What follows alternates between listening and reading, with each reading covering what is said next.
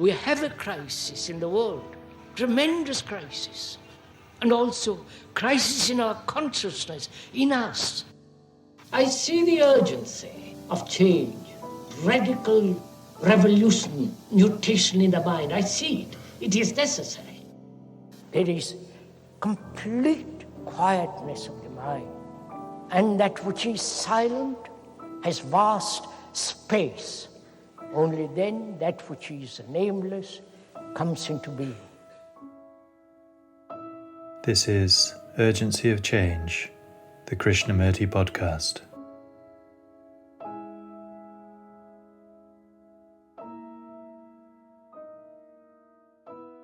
Social conformity is called morality, but if you go into it very deeply, you see that such morality is immoral.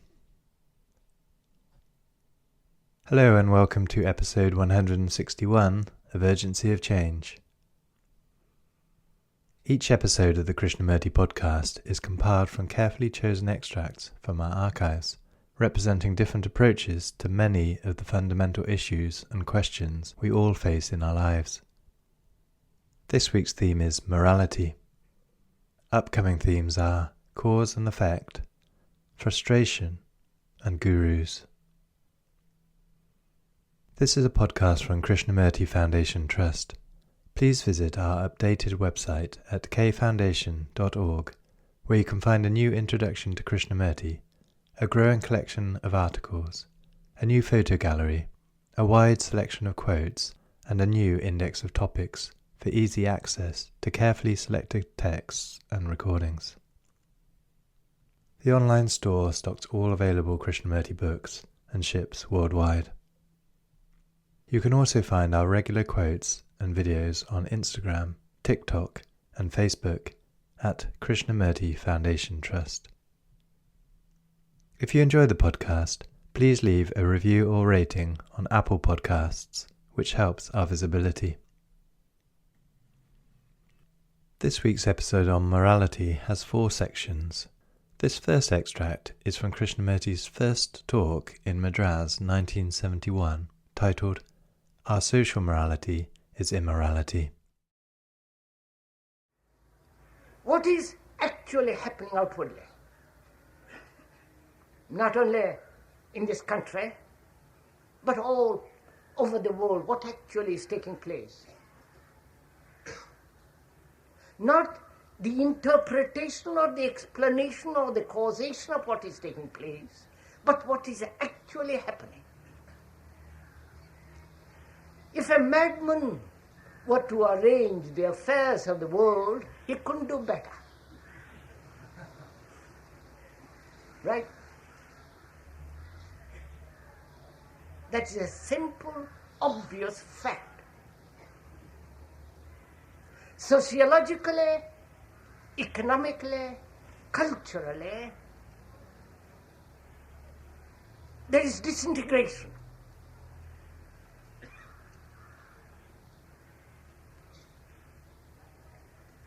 Politicians have not been able to solve any problem. On the contrary,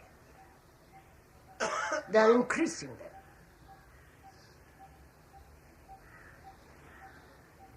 Countries are divided. The affluent society and the undeveloped, so-called undeveloped countries. Poverty, wars, conflict of every kind. No social morality.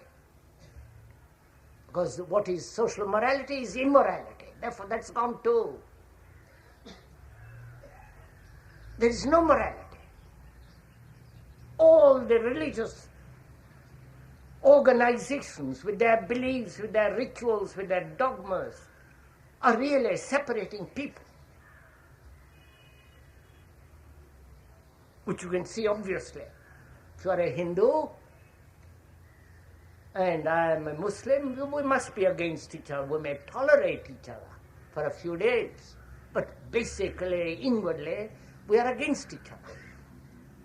So where there is division, there must be conflict. Right? not only outwardly, but inwardly. You can see exactly what's going on in this unfortunate world.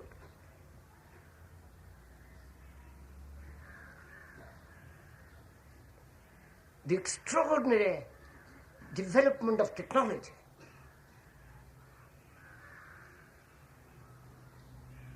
social changes, permissiveness,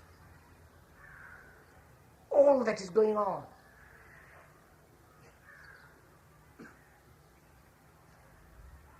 And inwardly, we are a mass of contradictions.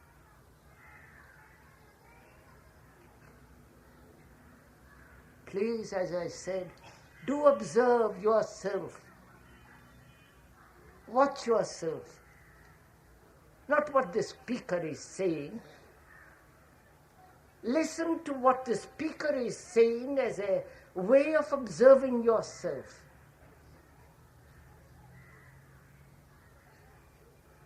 Look at yourself as though you are looking at yourself in a mirror. Observe what actually is going on, not what you would like it to be.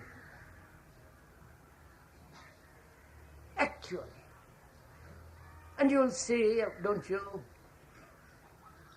that there is great confusion, contradiction, conflict,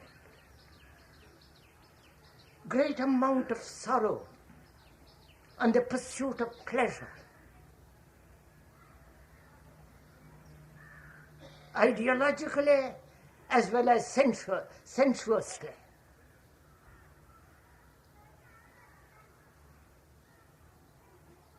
There is sorrow, confusion, conflict, and occasional flash of joy, and so on.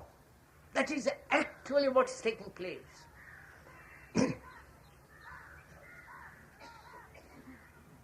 So our problem is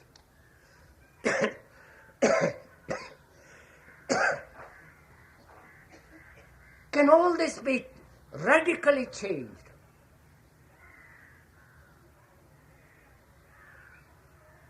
Can there be an inward and therefore outward psychological revolution?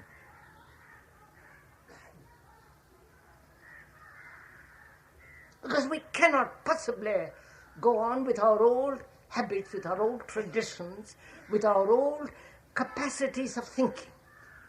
Our very structure of thought must change. Our very brain cells themselves must undergo a transformation to bring about order, not only within ourselves but outwardly. Now that is what we, you and the speaker are going to set together. Learn together to find out. If a mind that has been put together through time, please do listen to this. The brain cells which have evolved through millennia, centuries upon centuries, put together, which has acquired tremendous knowledge, experience, which has collected great deal of scientific, objective knowledge. Can these brain cells, which are the result of time, which have produced this monstrous world, right? This world of war, injustice, poverty, wars, the appalling misery that's going on in the world, the division of people, racially, culturally, religiously.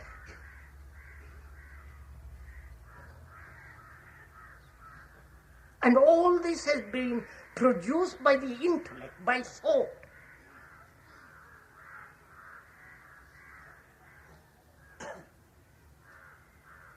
And any reconstruction by thought is still within the same field. I don't know if you see that. First of all, thought has produced this division among people for economic, social, cultural reasons, both linguistically and ideologically. Right? Do follow this. It's not very complex.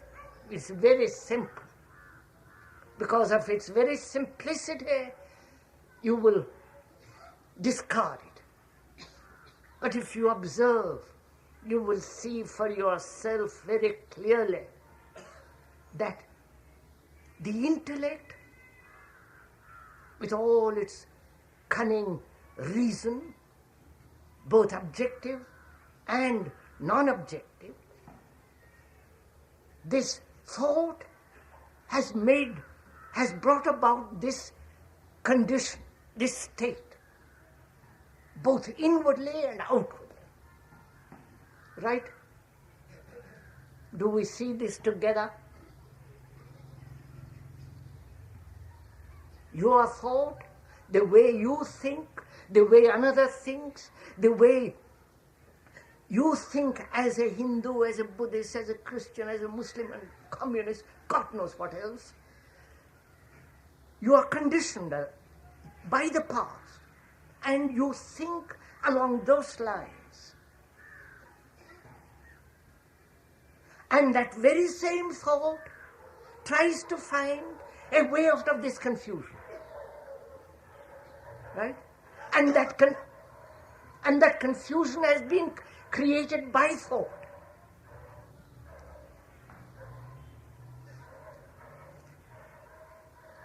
Is this clear? It is not what I say, what the speaker says. It is what you have discovered for yourself, which is together. Right? Are you going to sleep?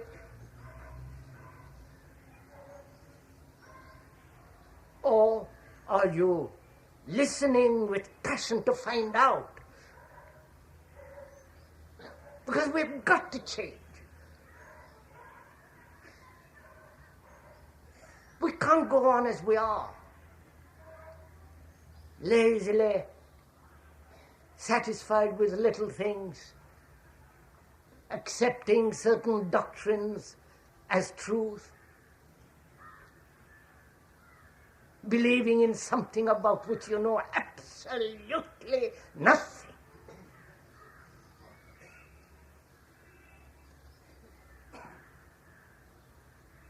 Following somebody, hoping that it will lead you to enlightenment.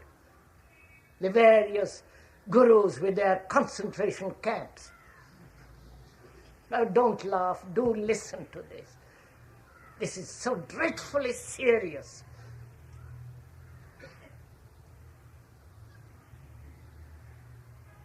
And all this has been produced by thought.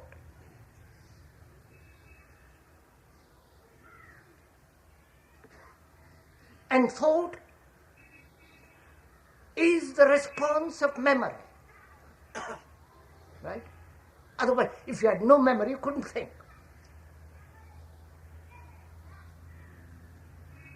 Memory is knowledge. gathered experience. And thought is the response of the past, obviously. And we are trying to solve an immense complex problem.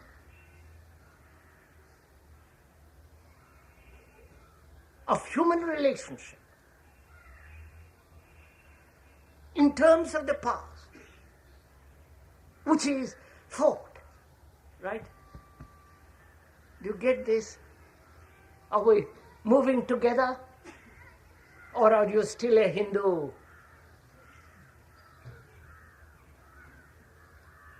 Or a, oh God knows what else. All that childishness.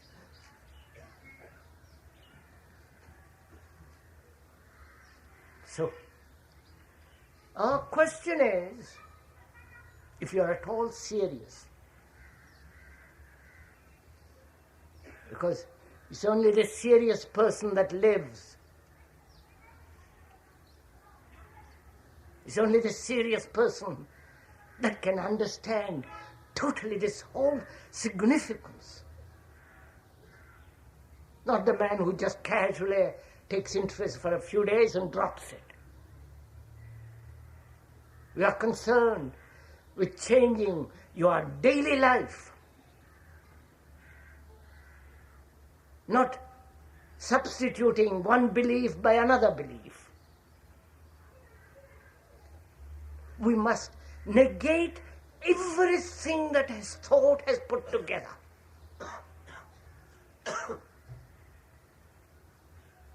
Otherwise you cannot possibly find a new dimension.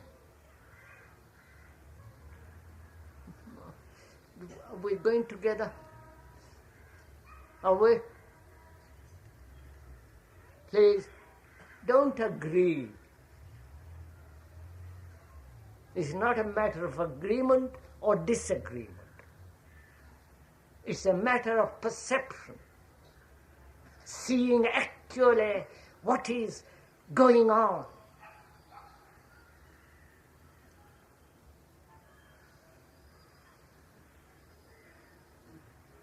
So the question is, thought which has brought about this culture,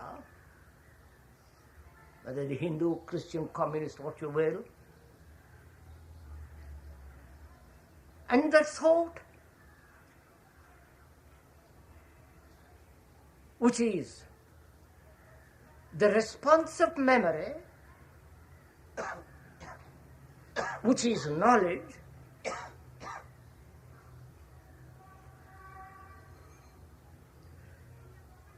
and that thought which has created such confusion, misery, sorrow in the world,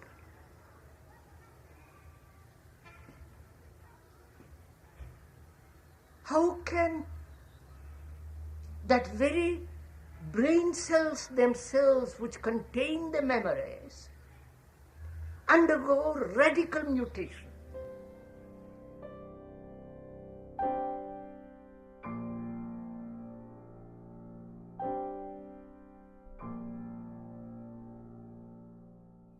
The second extract is from the second talk in Madras, 1969, titled, Is There Security in Morality?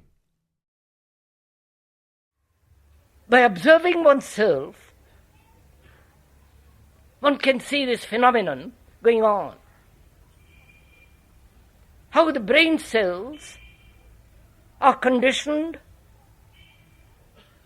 and how they have been conditioned through millennia, through thousands of experiences, through various forms of culture, civilizations.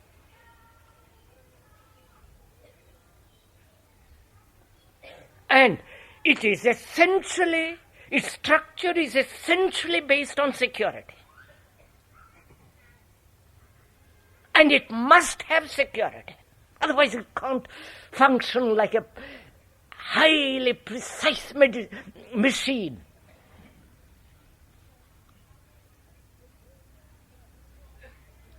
And the brain has sought security in different forms.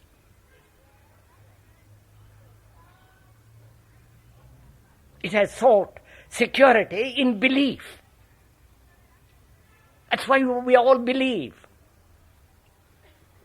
in God, or in a perfect state, or in a marvelous utopia, and so on and on and on. In belief.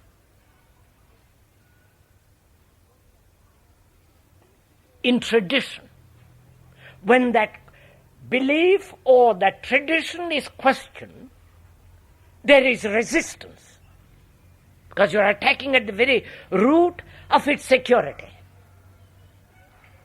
Please do it as we are speaking. Don't just listen to a lot of words that have no meaning, but do it. Look at yourself as we are going along. Then it is fun, then you can learn.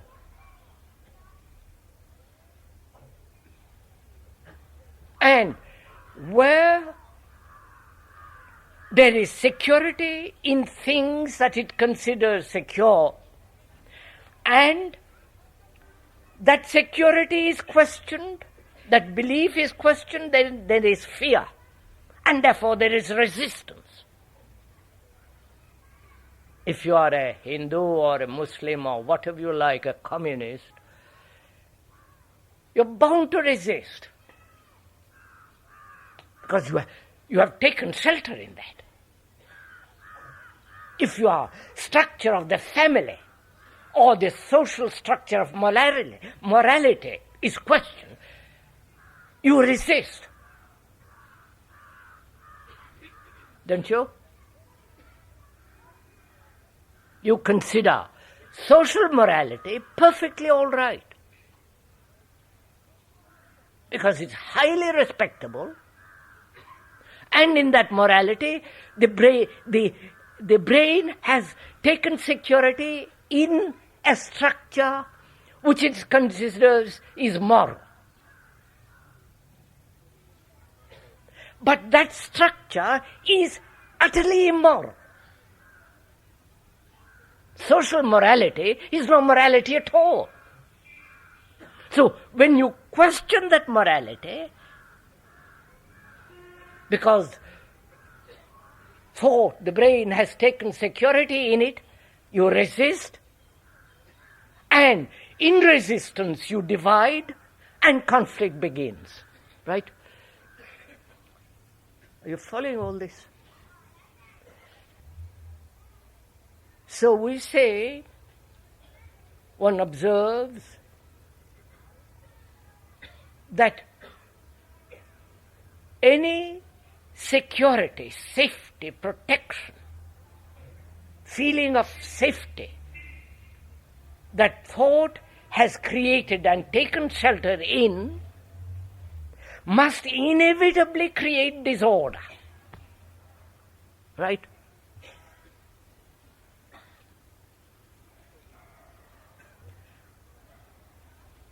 If the speaker takes security in the idea of nationality, listen to this carefully, in the idea of nationality, and in that he feels safe. And you, with your nationality, have your safety. Therefore there is division between nationalities. Therefore conflict. Therefore war. Right? Not only nationality, economic structure, and so on, so on, so on. So wherever thought takes shelter in and finds security in that it will inevitably bring about disorder. You take security in a family, don't you? Don't you? My family, my house, my children.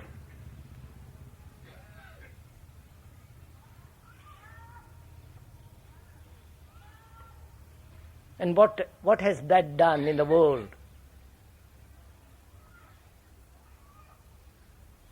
Your family and my family. My family opposed to the community, and so on, division. And observe, in the family itself there is division. The husband and the wife and the children. The husband with his ambitions, greeds, envies, boredom, sexual pleasures and all the rest of it, and the wife with hers. So the unit which is called the family, which is supposed to be a unit, is broken up in itself. And in that division, thought has taken shelter. And therefore, there is a resistance, there is division between the wife and the husband, the children, and all the rest of it. And that brings about disorder. Are you getting all this?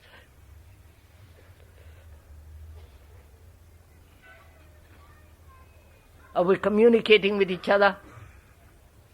Or are we going to sleep?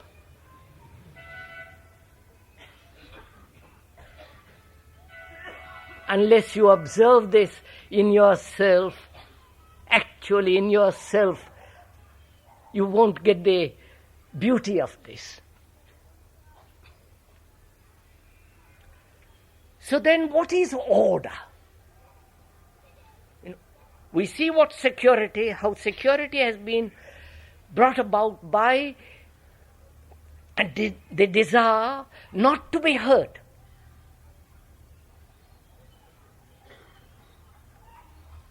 Not to be hurt. And therefore resistance. The resistance takes many, many, many forms. Belief, family, ideals, theories, belief in God or belief in non-God, and so on, so on. Because if there is no security, the brain can't function clearly. Though, when you examine what the shelter it has taken in is illusory, yet it clings to it because that's the only thing it knows.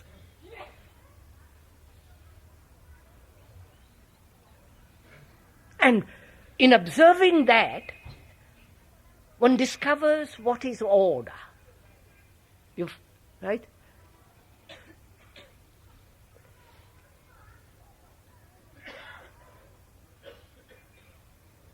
Order means response, complete, total response. We're going to go into it.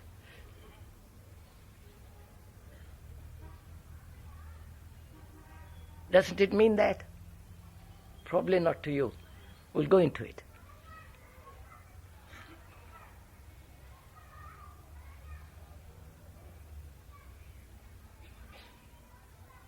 Order, that is, mathematical order,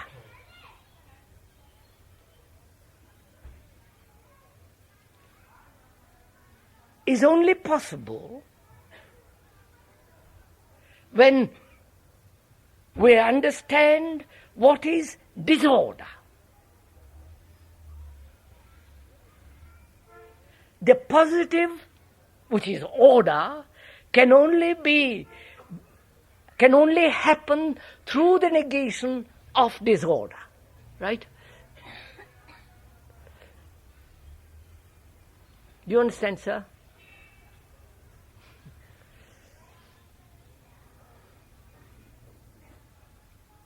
Isn't it disorder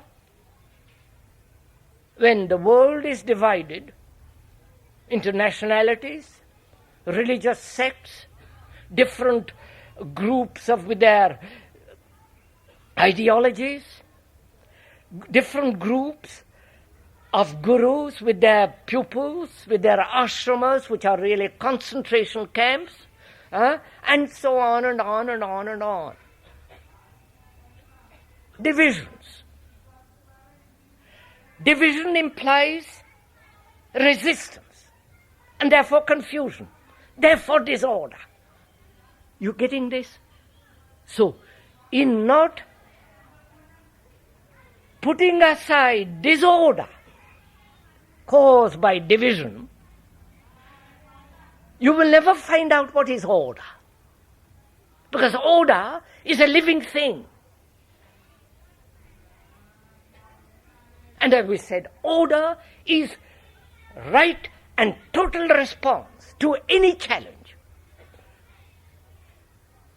And that response to the challenge, adequate response to the challenge is not possible if we do not understand disorder. Right? Are we coming with it? Huh?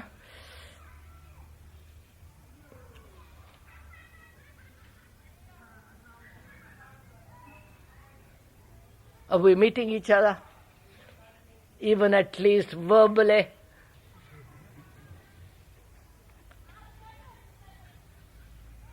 Because to us, order means discipline. And the very structure of discipline as you have cultivated from thousands is disorder. I'll show you. Go into it. You will see it. Don't accept it. You will see it. The word discipline means to learn. See the difference. Not to conform. Not to accept. Not to obey. Not to imitate. Not to practice. But to learn. Because the learning itself demands order. Right? To learn a language, you must give certain attention to it. That very attention brings order in the mind so that you can learn. Right? So, order means not the order that is categorical, that is fixed, immovable, blueprint, and a principle, having a principle, an objective, an end, you think will give you order. On the contrary, it will give you disorder. Because, need I explain it? Oh Lord. See what has happened. Life as we live, that everyday life as we live, has no meaning whatsoever. Right? Going to the office for 40, 50 years, earning a little livelihood, coming back home, quarreling, sex, and all the rest of it. What? It has no meaning.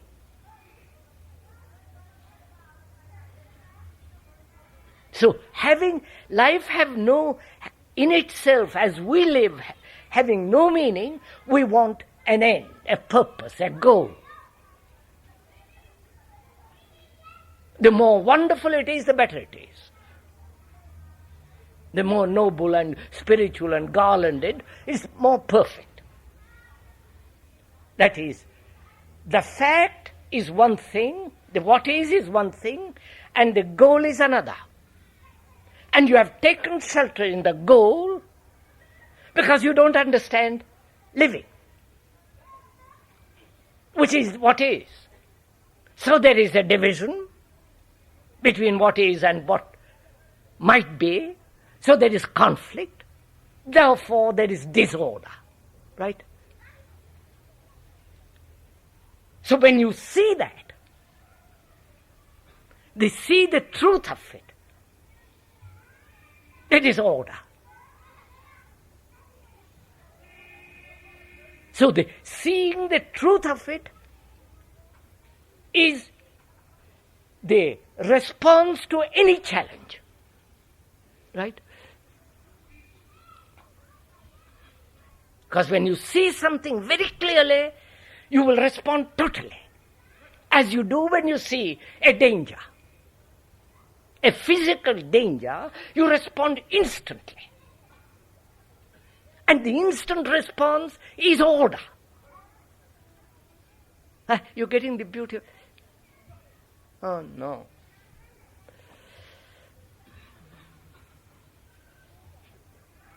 So, order means responsibility. Right? Not duty. That is, responsibility means to respond totally.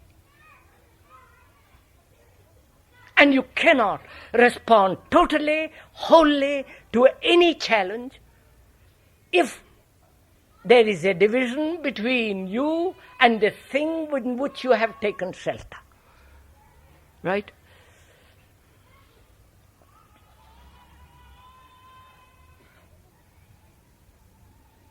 So, order is the basis, the root of security. Right? Not disorder. So, morality is order. Not developed gradually, but acting, which is seeing and understanding what is disorder. Are you getting it?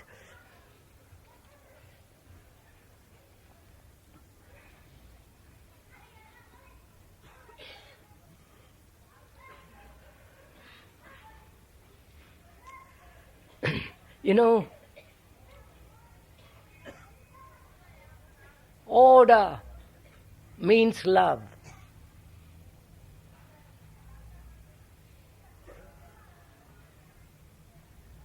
You know what that means, that word?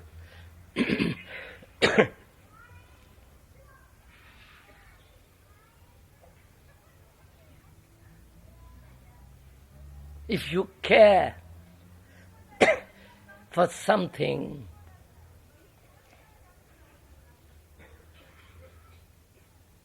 you have order. When you plant a tree in the garden, I hope you have, digging deeply, removing the rocks, putting mulch, fresh manure in it, plant it and take care of it, look after it, water it, protect it. That is order.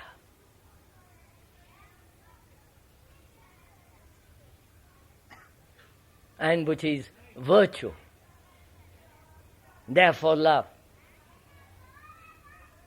Therefore, responsibility means something entirely different.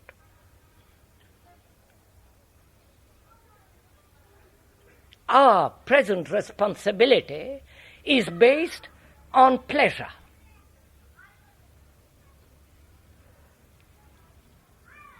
No.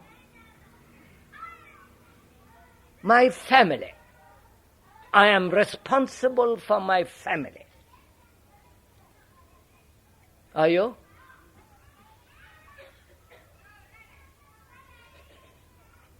Which is my family, which gives me pleasure, sexually, comfort, and all the rest of it, the woman or the man.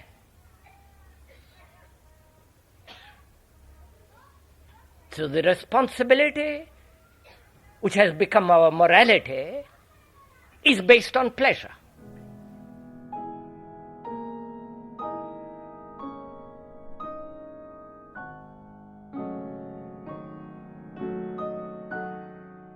The third extract is from Krishnamurti's fourth talk in Paris, 1965, titled "Virtue has nothing to do with our social morality." Our life is pretty shallow, rather empty, dull. And the petty little mind, trying to divine the mysterious, the unknowable, obviously creates an image of itself, of its own pettiness. And so the question is whether a little mind, the mind that is full of worry, despair, anxious, striving to change itself to be something, that petty little mind, can it transform itself and open wide horizons and break through its own limitations? Because unless it does, sanity becomes almost impossible.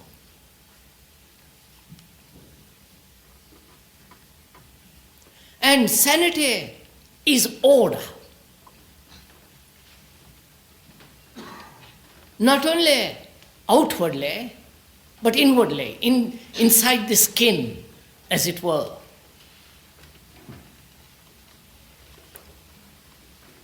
And it matters a great deal how this order is brought about.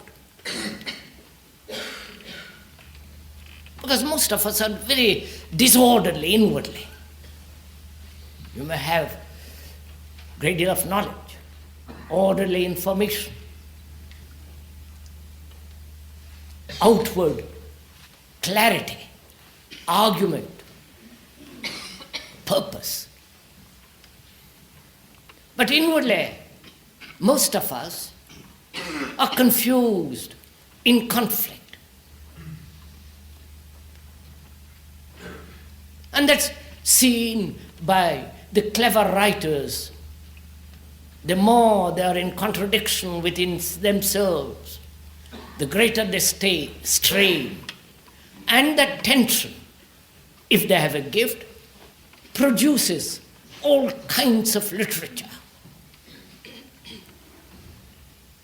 But it is basically a sick mind. And most of us, I'm afraid, are confused. There's no clarity. This clarity can only be discovered not through another, not by following some authority or particular system of thought, ancient or modern. So, this clarity can only be found, which is order, and therefore which is virtue. Because order, in its ultimate, subtle sense, is virtue. Not the morality which society imposes, which is not morality at all. The social morality is immorality. Because it breeds every form of contradiction, every form of ambition, competition. Society, by its very nature, whether in the communist world or in the Western world, does breed an outward social conformity called morality. But such morality, if one goes into it very deeply, is immoral. But we are talking of a virtue which is nothing whatsoever to do with society and its moralities. Virtue can only come about when there is psychological order within oneself. That is, when we understand the whole social structure, the psychological structure of society of which we are, then in that understanding of that, there is order. And therefore, that order brings about virtue. And without that virtue, mind cannot possibly have clarity. And therefore, sanity and virtue go together.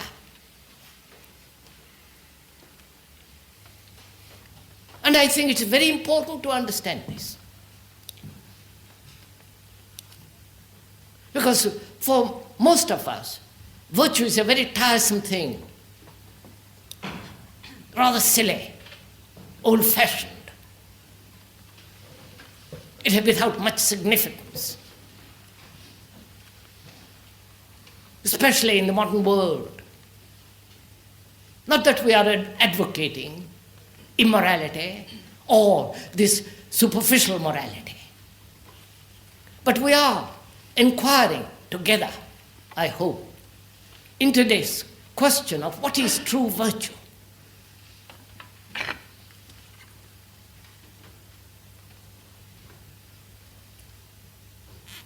Because without orderliness, that is, as one keeps a room orderly, tidy, neat, clean, and you do this every day,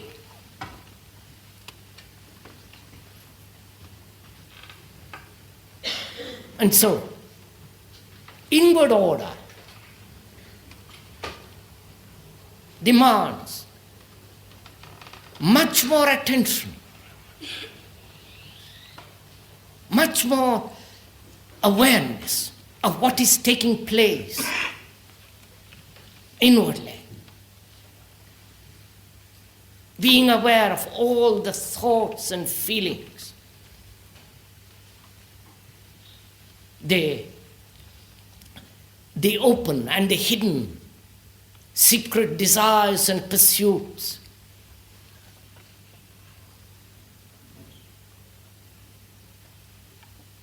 And out of that comes order, which is virtue.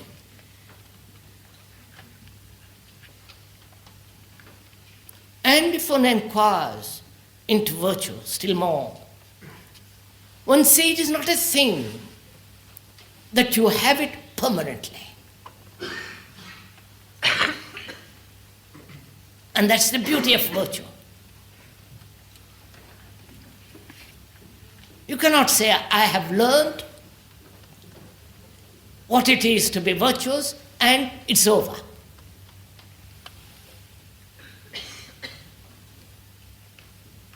Virtue is not a continuous phenomenon. Virtue, which is order, is from moment to moment. And therefore, there is freedom in virtue. And not a revolt.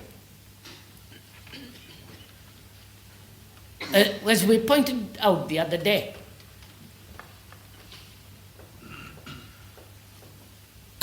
revolt is not freedom.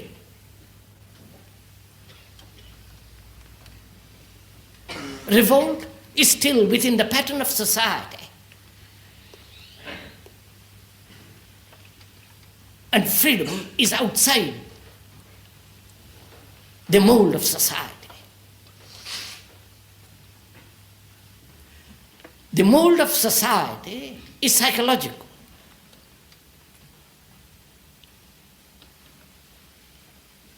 Which is the envy, the greed, the ambition, the various conflicts of which we are. Because we are the society which we have made. And if one is not free from it, can be possibly no order. And so virtue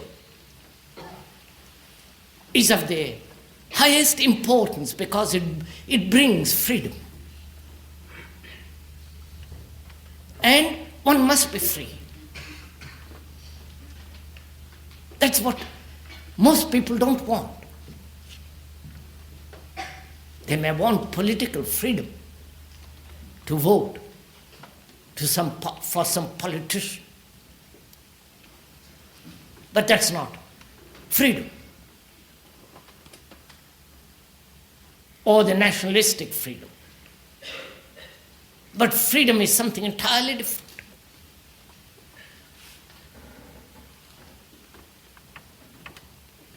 And as most of us do not want it inwardly, in the deep sense of that word, which implies that we stand completely alone,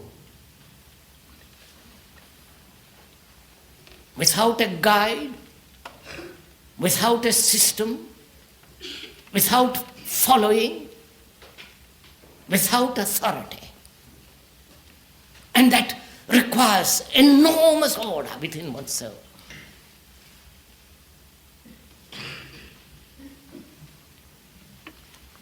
Most of us want to lean on somebody.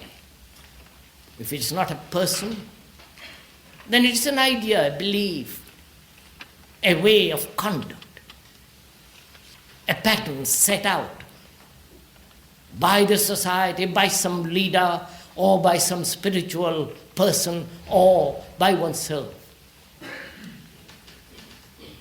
So most of us accept authority.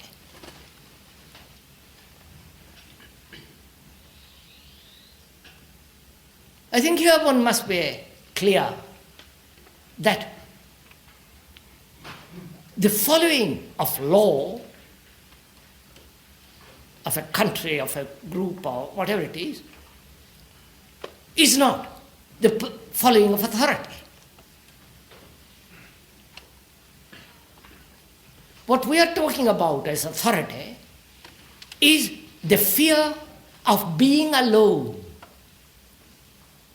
of standing on one's own feet,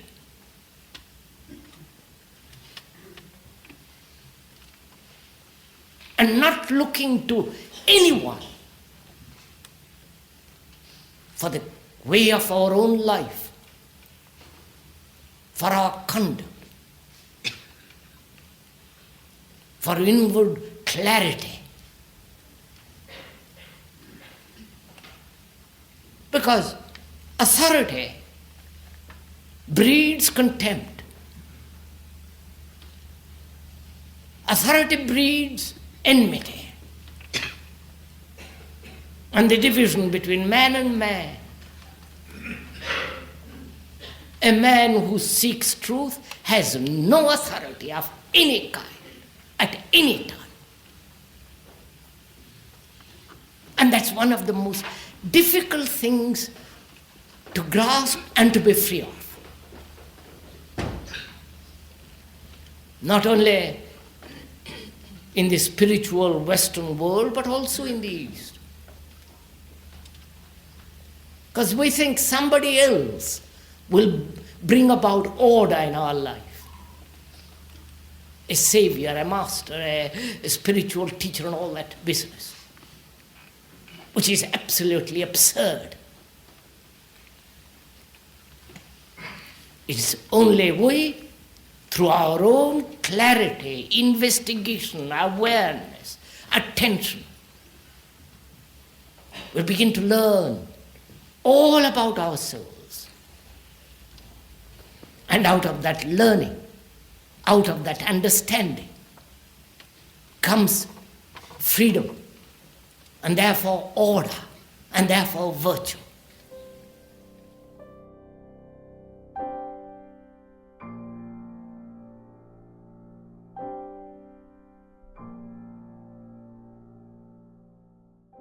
The The final extract in this episode is from the fourth talk in Bombay, 1981, titled Without Beauty, There Is No Morality.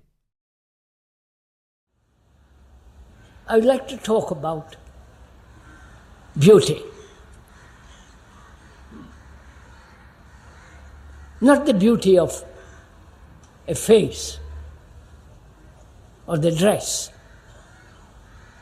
or the beauty of a gesture,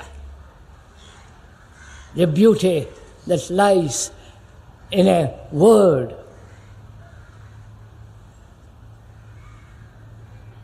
But the beauty of a tree. If you approach it commercially, that you make a profit out of that tree, then you don't see naturally the enormous, the intrinsic essence of the beauty of the tree. And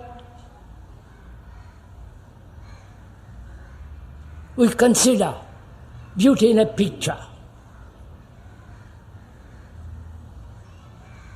in a painting, in architecture, these marvelous cathedrals, old temples, and the extraordinary silent beauty of a mosque.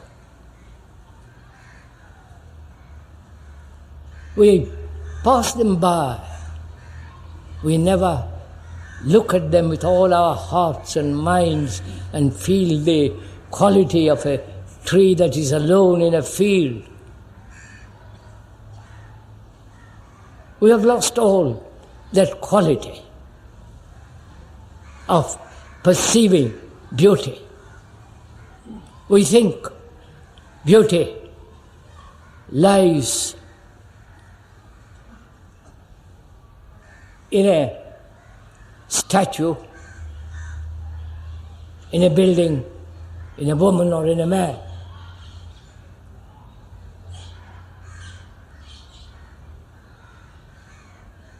When you look at a mountain in the still sky of an evening, with the light on it, the enormous weight and the grandeur and the solemnity of a mountain, the very beauty of it, the magnificent skyline of it against a clear blue sky, you become utterly silent. All your thoughts and your worries and your problems are driven away for a moment. And you face this, and you say how beautiful it is. You do not know if you have ever seen a mountain or a tree. When you look at the vast expanse of the sea, with all its quiet undercurrent, tremendous weight of water, and the crashing of a wave against the sands. If you do look, for the moment, you're not there. Only the sea, only the tree, only the magnificent mountain and the deep valley with all its shadows. You're not there when you see beauty. I wonder if you understand this. You, with your worries, with your money problems, or if you have problems with your wife or husband, your loneliness, your despair, all that is put aside when you see something magnificent, which indicates there is only beauty and truth and love in you, but your problems are not there. and to act from that sense of beauty, which is morality.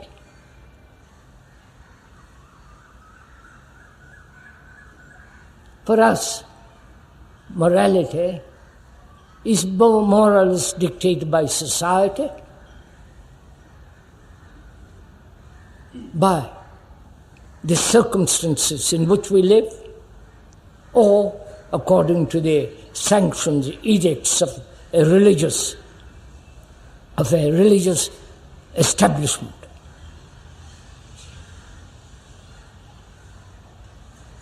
But there is this sense of beauty in which alone there is morality, which is to act, which is to behave, to conduct oneself. Without that beauty, you have no morality. So we must go into this question this evening. Not only what is the mind or the brain that perceives the enormity of beauty and the truth, and also morality, which is to behave correctly, to conduct oneself with dignity, with respect to others, with homage, with sense of right action. If we could go into this very carefully, perhaps we shall discover for ourselves, living in a world that's becoming more and more dangerous, more and more ugly, destructive, degenerating, we'll be able to find for ourselves the sense of great beauty, from which alone love, good behavior, all that comes.